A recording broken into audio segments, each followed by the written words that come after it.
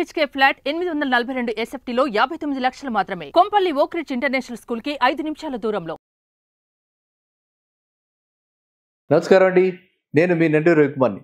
చాలామంది అడుగుతున్నారు, personal loan తీసుకోవటం వల్ల ఆర్ క్రెడిట్ కార్డు తీసుకోవటం వల్ల మాకు సిబిల్ స్కోరు తగ్గుతుందా, సిబిల్ స్కోరు ఎలాగ ప్రభావితం అవుతుంది, సిబిల్ స్కోర్కి పర్సనల్ లోన్కి లేకపోతే క్రెడిట్ కార్డుకి ఎటువంటి రిలేషన్షిప్ ఉంది అని చెప్పి అడుగుతున్నారు. కాబట్టి దీని మీద క్లారిటీ ఇద్దామని చెప్పి నేను ప్రయత్నిస్తున్నాను ఇవ్వాలి. ఒకటి, మనం ఏ లోను తీసుకోలేదు అనుకోండి, ఎవరైనా ఏ లోను తీసుకోకపోతే సిబిల్ స్కోరు -1 ఉంటుంది. ఎందుకంటే వాళ్ళ గురించి ఏది తెలియదు కాబట్టి, వాళ్ళ గురించి ఎటువంటిది ట్రాక్ చేయడానికి, వాళ్ళ యొక్క లోన్ రీపేయింగ్ బిహేవియర్ యాటిట్యూడ్ గురించి ఏ ఇన్స్టిట్యూషన్కి తెలియదు కాబట్టి అది ట్రాక్ అవ్వక -1 అని ఉంటుంది అనమాట. అంటే ఏ లోన్లు లేవు అని చెప్పి వాళ్ళు ఇస్తారనమాట. అంటే మేము కామెంట్ చేయలేము అని చెప్పి దాని మీద అర్థం అనమాట.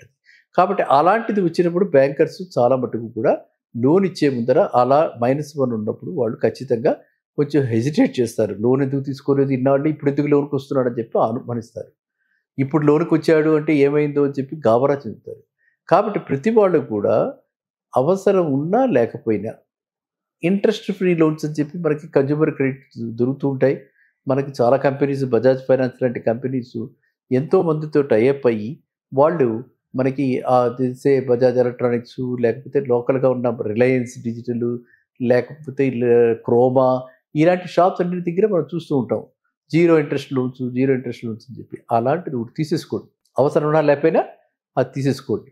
దానిలో చూసుకోండి, ఏమి హిడెన్ ఛార్జెస్ లేవు, వాళ్ళు ఏమి అడగట్లేదు అని చెప్పి అనుకుంటే, రియల్గానే 0% ఇస్తున్నారు అనుకుంటే అలాంటి స్కీమ్లో మనం వెళ్ళి 12 monthsలో వాడు చెప్పిన ప్రకారంగా ఎక్కువ పెద్ద లాంగ్ టర్మ్ పెట్టుకోకుండా ఓన్లీ 12 months తీసుకుని మనం కనుక రీపే చేస్తే అప్పుడు మనము క్రెడిట్ హిస్టరీ బిల్డప్ చేసిన వాళ్ళు అవుతాం అనమాట. అంటే క్రెడిట్ హిస్టరీ మనమే బిల్డప్ చేసుకోవాలి. అలా క్రెడిట్ హిస్టరీ బిల్డప్ చేసుకుంటే మనకే సివిల్ రిపోర్టు చక్కటి రేటింగ్ తోటి వస్తుంది.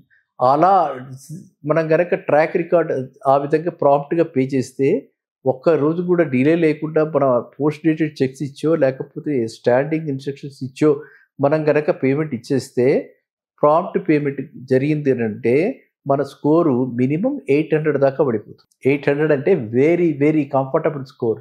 ప్రతి వాడు పరిగెత్తుకుంటూ నిస్సందేహంగా నిస్సంకోచంగా మనకి లోన్ శాంక్షన్ చేస్తారు. అర్థమైందంటే రీపేమెంట్ కెపాసిటీని బట్టి మిగతా కండిషన్స్ ఎలా ఉన్నా సరే సిబిల్ అయితే సాటిస్ఫైయింగ్గా ఉండాలి. ఫస్ట్ సిబిల్ అనమాట. CIBIL is major hurdle for getting a loan from any bank. కాబట్టి ఆ సిబిల్ స్కోర్ని ఏ విధంగా ఇంప్రూవ్ చేసుకోవాలి, ఏ విధంగా బిల్డప్ చేసుకోవాలంటే ఈ విధంగా బిల్డప్ చేసుకోవాలి. ఈ విధంగా బిల్డప్ చేసుకుంటే మనకి ఏ హౌసింగ్ లోన్ కావాలన్నా, కారు లోన్ కావాలన్నా, కన్జ్యూమర్స్ లోన్స్ కావాలన్నా అన్ని బ్యాంకులు కూడా అండ్ ఆకర్షణీయ వడ్డీకి, ఎందుకంటే ఆ ఇంట్రెస్ట్ రేట్లు సిబిల్ రేట్లు లింక్ ఉందన్నమాట. ఇంట్రెస్ట్ రేట్ సిబిల్ స్కోర్ బాగున్న వాళ్ళకి తక్కువ రేట్ ఆఫ్ ఇంట్రెస్ట్ వస్తుంది. అర్థమైందా? సో అదే విధంగా క్రెడిట్ కార్డు, పర్సనల్ లోను, నేను దాడి చెప్పింది personal loan, consumer loan, personal loan. Same way credit card, మనం క్రెడిట్ కార్డు తీసుకున్నాం అనుకోండి, చాలా చోట్ల చూస్తుంటాం కో బ్రాండెడ్ కార్డ్స్ దొరుకుతుంటాయి. పెట్రోల్ బంక్ దగ్గర ఒకడు, లేకపోతే ఇప్పుడు మనం అనుకున్న రిలయన్స్ డిజిటల్ మాల్స్లో, ఏ పెద్ద మాల్కి వెళ్ళినా సరే అక్కడ మనకి స్లిప్స్ పట్టుకు తిరుగుతూ ఉంటారు, సార్ కావాలని. మనం అలాంటి మంచి కార్డు ఒకటి తీసుకుంటే, కో బ్రాండెడ్ కార్డు తీసుకుంటే, ఆ బ్రాండెడ్ వాటికి వెళ్ళినప్పుడు మనకి ఎక్కువ పాయింట్స్ వస్తాయి. మనం కో బ్రాండెడ్ కాకుండా ఆర్డినరీ తీసుకుంటే కొన్ని చోట్ల మాత్రమే మనకి కొన్ని బెనిఫిట్స్ ఉంటాయి. సో నా ఉద్దేశంలో మాత్రం మీరందరూ కూడా కో బ్రాండెడ్, ఎలాగో మనకి ఏదో అందరికీ కూడా 2 వీలర్ 4 వీలర్ ఇవ్వాలైతే మ్యాక్సిమం 4 వీలర్సే ఉన్నాయి.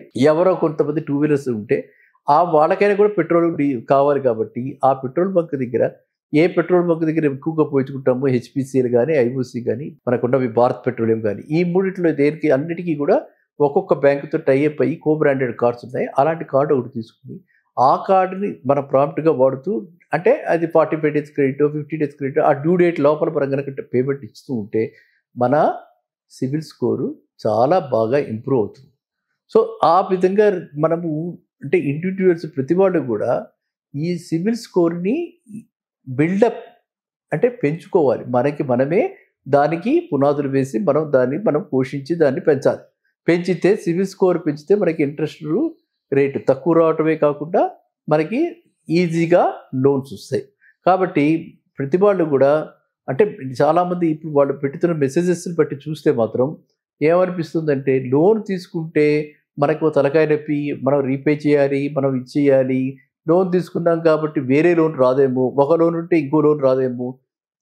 ఇవన్నీ పొరపాట్లండి. ఏ లోన్ ఉన్నా సరే రెండో లోను, మూడో లోను, నాలుగో లోను వస్తుంది. ఎన్ని లోన్లైనా మనం తీసుకోవచ్చు.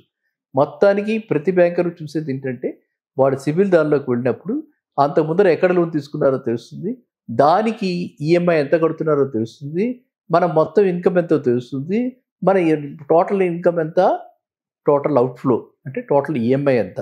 So that is called EMI by ఎన్ఎంఐ.